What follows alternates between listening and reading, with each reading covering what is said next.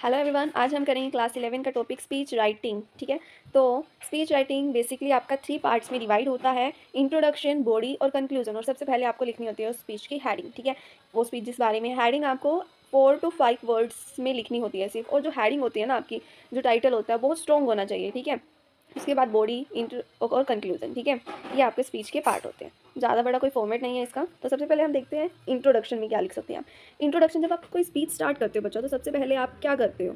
आप किसी को ग्रीट करोगे, हेलो, हाय, गुड मॉर्निंग। तो सबसे पहले आपको ग्रीट करना है। ठीक है, good morning everyone, respected principal, teachers, my dear friends, सभी को क्या करना है, a warm warning to all of you. ठीक है, ऐसे ही करके फिर उसके बाद पर्पस बताना है कि आप किस चीज़ के ऊपर, किस टॉपिक के ऊपर बोल रहे हो। Today I want to talk about a constant in all our life, that is change, या फिर कोई भी आपका टॉपिक हो उससे रिलेटेड। और उसके बाद अगर आप लोगों से अगर क्वेश्चनिंग पुट करके स्पीच में डालते हो ना, तो आपकी स्पीच और ज़्यादा एनहेंस हो जाती है। तो इसलिए आप इस तरह की लाइन भी यूज़ कर सकते हो। Imagine a world where everything remain static, no growth, no progress, just a monotonous continuity, heart and vision, right. मतलब आप ऐसे यूज़ कर सकते हो। ठीक है, उसके बाद देखते हैं बॉडी। बॉडी में बच्चा आपको बताना होता है कि व्हाट इज़ दिस, यानी किस टॉपिक, आप किस चीज़ से रिलेटेड बोल रहे हो। ठीक है, सबसे पहले आपको टॉपिक की इंट्रोडक्शन देनी जरूरी होती है। ठीक है, और फिर उसके बाद फीचर्स की, उस चीज़ के बारे में एडवांटेजेस बताओ, इस चीज़ों के डिसएडवांटेजेस बताओ।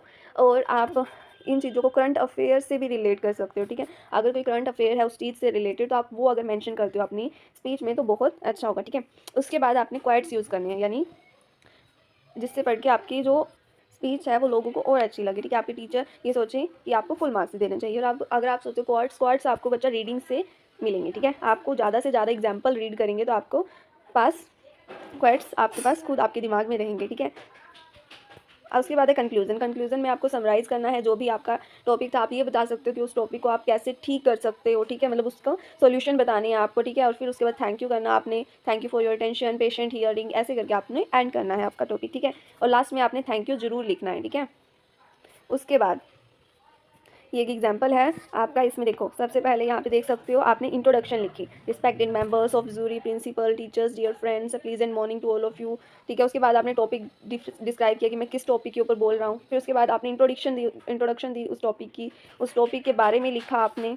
और लास्ट में आपने कंक्लूजन लिखा कि क्या कंक्लूजन हो सकता है, और लास्ट में थैंक यू। ठीक है, आप ये एग्जाम्पल रीड कर सकते हो। ठीक है, उसके बाद देखिए आपको एक दो लाइन्स है, ये आप यूज़ कर सकते हो आपके स्पीच में। ठीक है, जैसे कि crying over spilled milk is absolutely of no use, habit learned at a young age, it gets embedded into one soul. मतलब ये आप अपनी स्पीच में यूज़ कर सकते हो। ठीक है, तो that's all, thank you so much.